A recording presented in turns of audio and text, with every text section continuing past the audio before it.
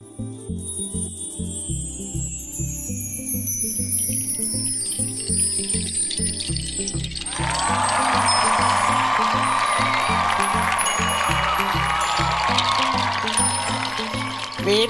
ఉరిలో నుండి ఆయన నిన్ను విడిపించును.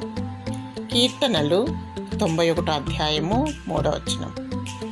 మానవుని పతనము చేయనవి 3: స్త్రీ, సిరి, అహం. స్త్రీ వలలో అనగా దెలీలా వలలో చిక్కిన సంసోను పతనమైపోయాడు. సిరి అనే ఉరిలో చిక్కిన ధనవంతుడు పాతాళంలో యాతన పడుతున్నాడు. హేరోదు అహంకారముతో విర్రవీగి పురుగులు పడి చనిపోయాడు. దురాశ పాపమును కనును, పాపము పరిపక్వమగును. పాపము వలన వచ్చు జీతము మరణము.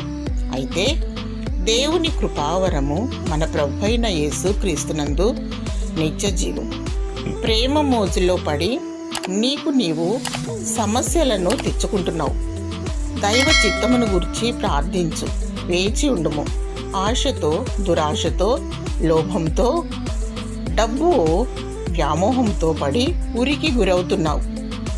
అహంభావముతో గర్వించి వినాశనాన్ని కొని తెచ్చుకుంటున్నావు. అపవాది కుయుక్తిని, సాతాను ఉచ్చులో పడకుండా దేవునికి మొరపెట్టుము. దేవుడు వేటగాని ఉరిలో నుండి నిన్ను రక్షిస్తాడు. నాశనకరమైన తెగులు రాకుండా నిన్ను కాపాడుతాడు. దేవుడు నిన్ను భద్రపరిచి కాపాడునుగాక. ఆమేన్.